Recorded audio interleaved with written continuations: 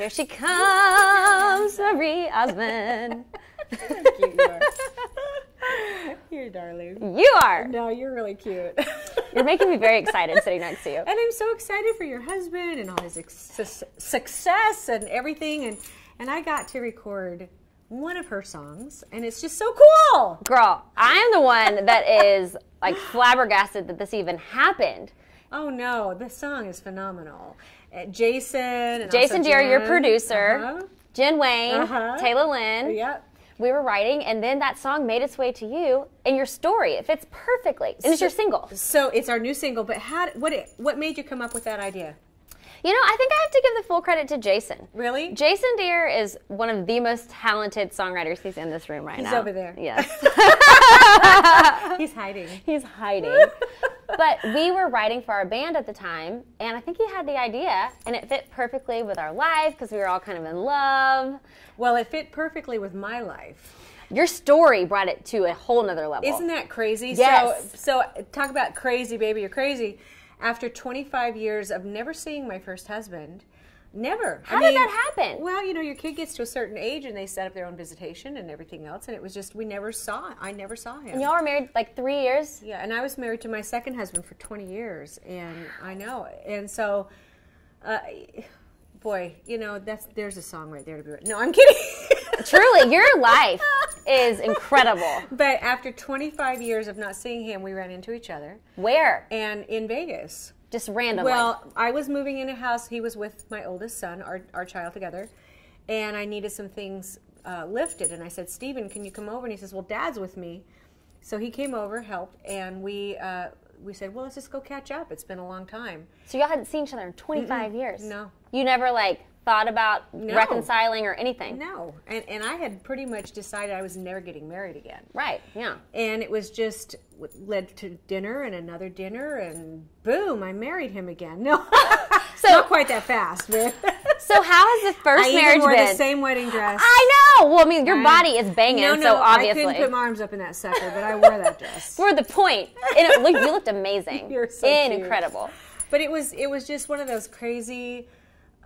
That's another weird story, is I had designed a wedding dress, and 5 days before the wedding, the lady had a meltdown, and the dress showed up in like 300 and something pieces. Wow. And I had no dress. And, you know, when you're married 20 years to someone and you've moved, you know what you have, right? You know the boxes, whatever. And I do all that, so I knew everything. That dress was nowhere in my house. I had never seen that dress for 25 years.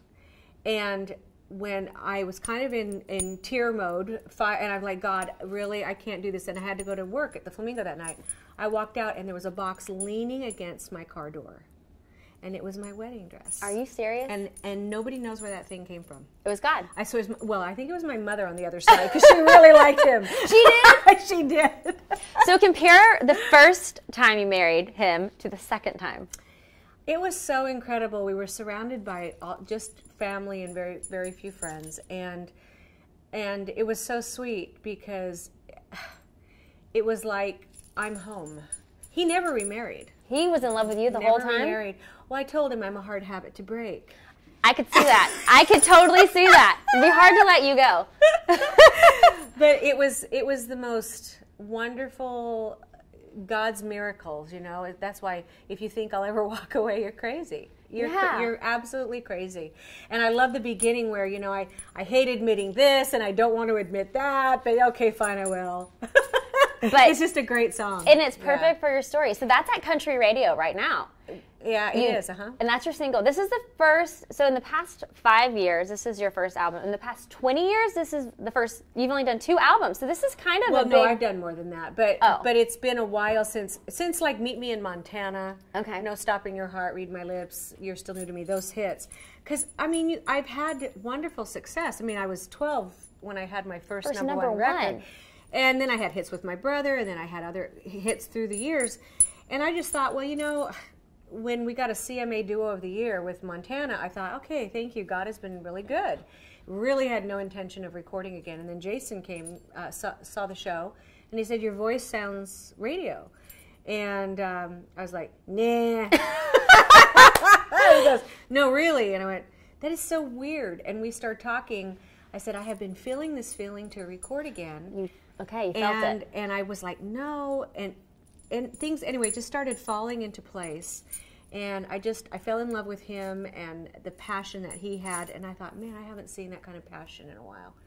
And so we went in the studio. And then it debuted 10 on Billboard. I know. Which was crazy. Huge. And then Blake Shelton said it was his favorite download on iTunes. And I was like, shut up. Not bad for 29. Heck yeah. And so, but that's what's amazing about music.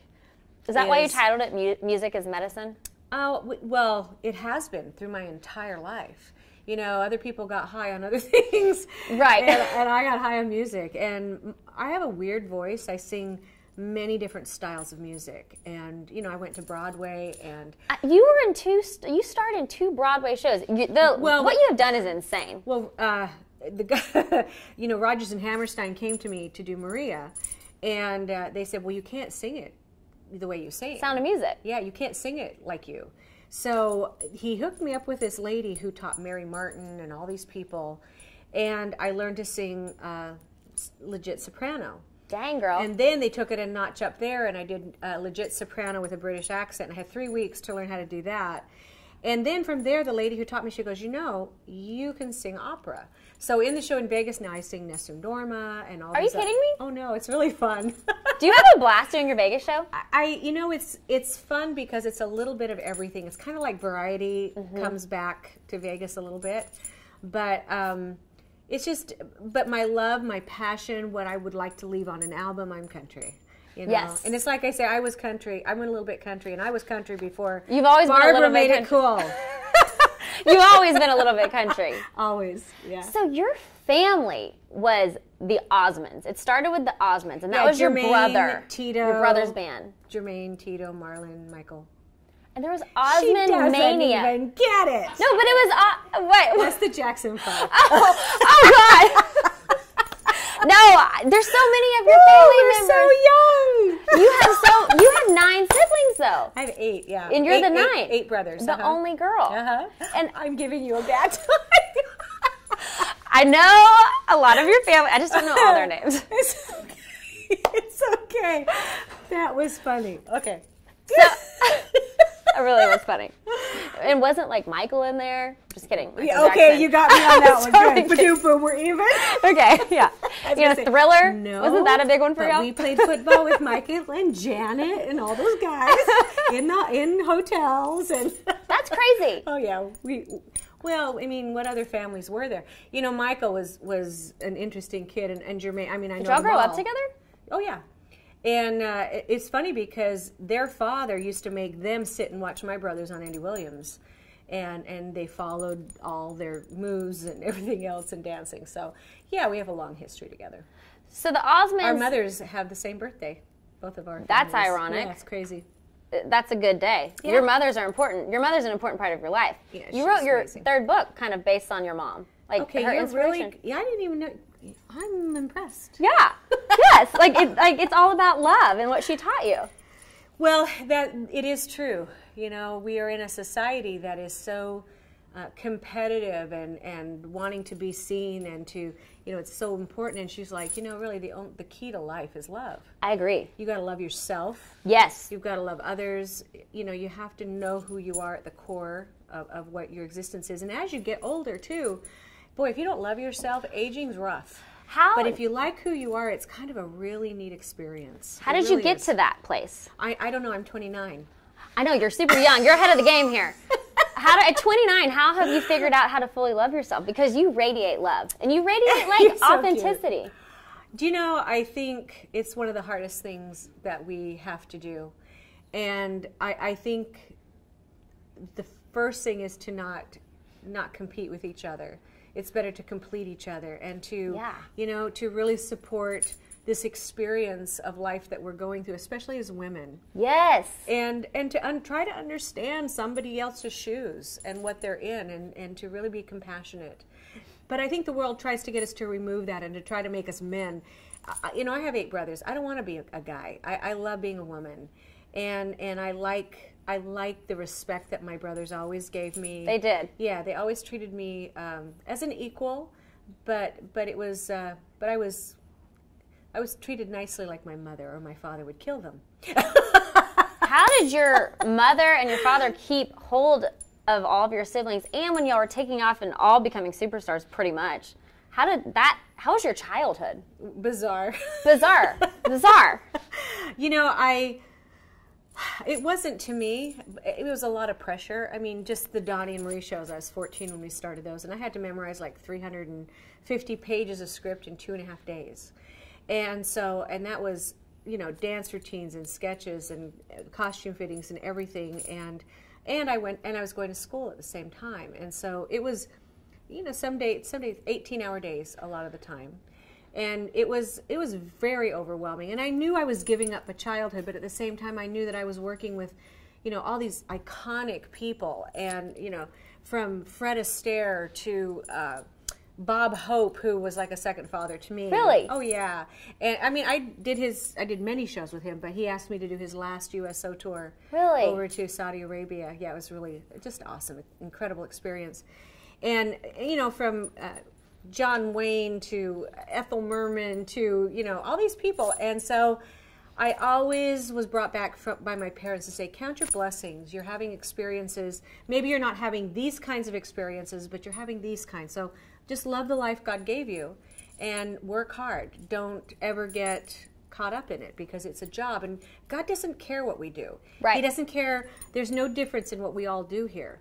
It's just He cares how we do it, if we have passion for it, and if we love those people along the way that we work with. But you walk that walk too. You don't just talk not that always. talk. Even when you walked in this room, you are a superstar. You've been a superstar since you're 13 years old. But you walk in here and you make everyone feel like you're just like their friend. Do you know, I flew in here last night late, and I was like, wow, I feel so blessed, honestly, to be especially a female in this business who has been around for 5 decades. But you're only 29. I know, it's so amazing. I was a fetus when I started. But just to enjoy it at this point, really, I feel so blessed and lucky that people are still wanting to see our shows, and that we're able to do the things I love to do. I really do. And it's not like a rigorous schedule in Vegas, because I only work 26 weeks, I think it is, a year. Oh, that's amazing. But, you know, I do the Nutrisystem things and all that other stuff on TV the side. all the time. And it's just, you know, I stay very busy. I'm one of the founders of Children's Miracle Network, so I do a lot of things to help the kids, and we help about 11 million kids a year. That's crazy. So there's just, and then I get to record again, and here we are talking about it, and I sing one of your songs. So see, God is amazing. I've almost ordered Nutrisystem like you don't need 5 times based on your commercial, though, because you look so fantastic. You're so cute. I'm not kidding. I have to tell you. Okay, so you know music is medicine. Have you seen the video? Yes. Okay, so I go into these children's hospitals, and they don't even know I sing. You know, these you know, 6 and 5 and 8-year-olds. Precious. And I went, okay, we've got to do something. So they just think I'm this Nutrisystem chick, right? Do they know what it is at 5 years old? So I did Music is Medicine, and I did it in a children's hospital, and I'm an alien because I didn't want to be the Nutrisystem But you're chick. dancing too. Oh yeah, which is incredible. Well, we do that. We dance in the show too. It's really fun. But I love it. It's so fun because now they know me as the alien. I'm the alien chick. I love that music video. Is so awesome. Fun. Yeah, and it's spreading love and music and healing. Yeah, and the kids are precious, and it's unique. John is one of the founders of Children's Miracle Network with me, and he'll be here tomorrow at the Opry. And you know, we dated. What? I dated John. Ooh la la. Oh yeah, back in the day, and it was going really well, and I thought we were getting serious. And What happened? Well, he was sending flowers to Donny. He was just using me. No, I'm kidding. Donny, that's where that was the golden ticket right there the whole time. It's just a user. Rude. Oh my gosh. He'll deny it and say it was for Tom, but no, it was him. It's so bad. I love you. He's so going to call me out. That's amazing. Are you excited about the Opry? I am so excited. It's just going to be a day of fun. You've played before? Not on this stage. You've never played on this stage? Not on this stage. So this is a big, okay, for you, Marie Osmond, it would be hard to do something that you haven't done yet, because you've literally accomplished pretty much every career goal that anyone could dream of. You're funny. Seriously. Is there anything left on the bucket list? Is this a bucket list item? Oh, this is definitely. Are you kidding? Loving country music, because I mean, pop music was a definite easy direction for me to go because of my family and the connections. But I chose country. You know, I loved Loretta. I loved her. She was my hero. And I made that choice to come here, and Sonny James believed in me and opted to take me and record. You know, back then it was all live, 60-something plus people. Jordanaires sitting right here singing live, you know, and I'm like, shut up, they sang with Elvis. And, so, and I stood there as this 12-year-old girl fulfilling this incredible dream, and now to go onto the stage with all that history, and I know they have even parts of the original that I did. Yeah. Yeah, I was on the original, but to be there at this and the history and to still be singing and to have an album that's doing, radio's playing, even though I'm 29, it really is very humbling and one of those experiences. I mean, I don't know how much longer I'll do what I do. Forever, you have to. Your fans would die if you stopped. No, they wouldn't. Yes, they would. No, they wouldn't know me. They just know me as the Nutrisystem lady. But I love this experience, and it's just going to be really fun tomorrow. If you had to pinpoint 3 highlights from your career, is it even possible to say, like, these are moments that have marked time for me, or your life in general? Because you have children. You obviously have a beautiful love story with your husband. I know. I have had, you know, highs and lows. I mean, and that was one of your books you wrote about. Yeah. Why did you feel the need to express that, to get that out? Well, the first book I wrote was on postpartum depression. Which, much appreciated for many women. Well, it had never been talked about. I think I was I was the first celebrity to talk about it. And you just felt called to be authentic and express that? I felt it was such a lonely feeling, and depression, I don't know. I don't care who you are, but that loneliness and that lonely feeling, depression is depression no matter how you get it. Yeah. And nobody was talking about it. And so I really wanted to... I felt crazy.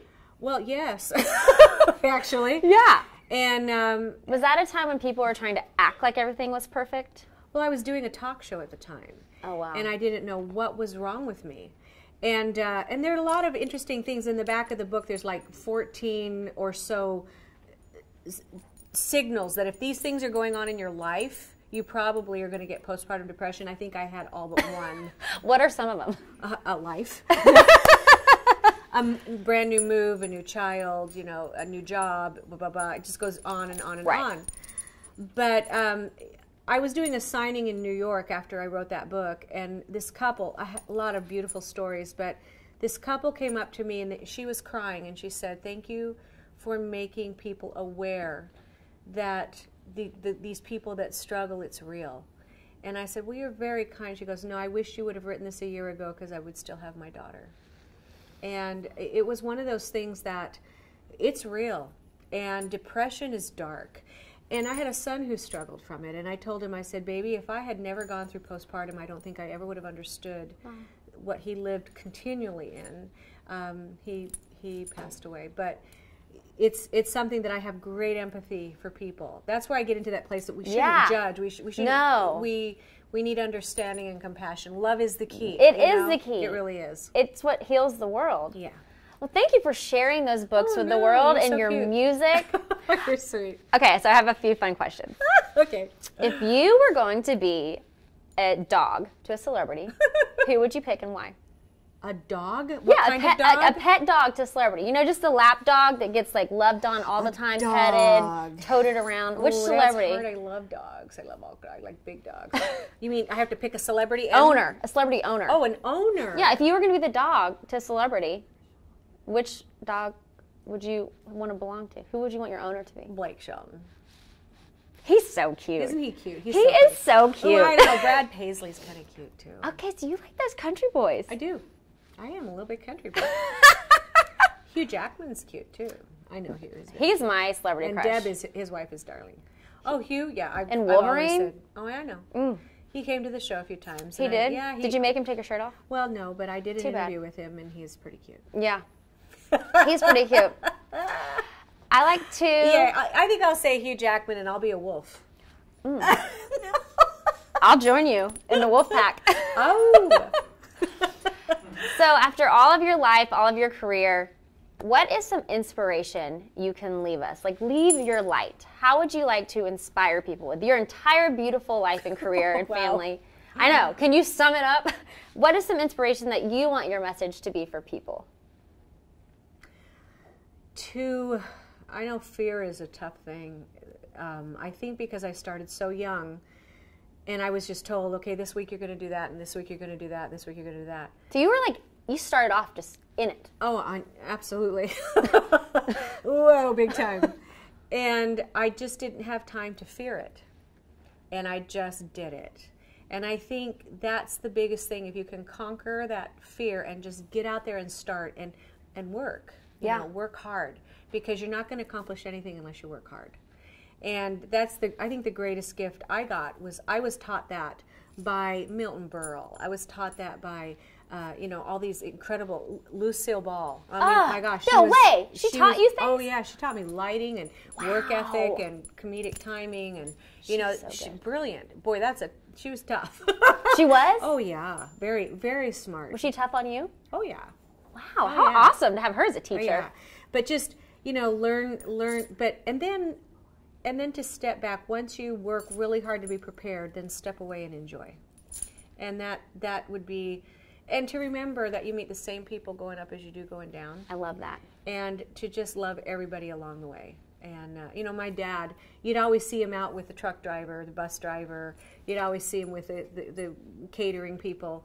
He loved all people. And as a little girl, that was so cool to watch because everybody has a story. And everybody makes it all work. Everyone's valuable. Everybody. And it's not just about you. It's everybody has to, pay their dues. You need everybody to make it work. You can't have a few, it's got to be everybody. Can I call you Saint Marie? No! Did you say Satan Marie? Saint. Saint Marie, you're an angel on earth. No, I'm not. Yes, I'm really not. Are. But I feel like I've been very blessed, and I have kind of a unique perspective. But you fought for your blessings too. It's a choice you've made. Yeah, it hasn't always been easy. Yeah. But, and follow this. That's real important. It's like I was talking to a little gal the other day. She goes, I really want to sing. And I said, why? Why do you want to sing? Is it, to be a star or whatever? She goes, because I feel it here. And I went, okay, then you're ready to sing. Because you got to follow this. I love Even it. this album. If I hadn't followed this, I wouldn't be here right now. So have the courage to follow, even if you fail. There's no failure. The only failure is by not doing it. Yep. Yeah. I love it. Marie Osmond, you're the best. No, you're so sweet. You are amazing. You're the best. You are so cute. Thank you so much for joining me today. Isn't she so cute? I like her. I love you. I love you.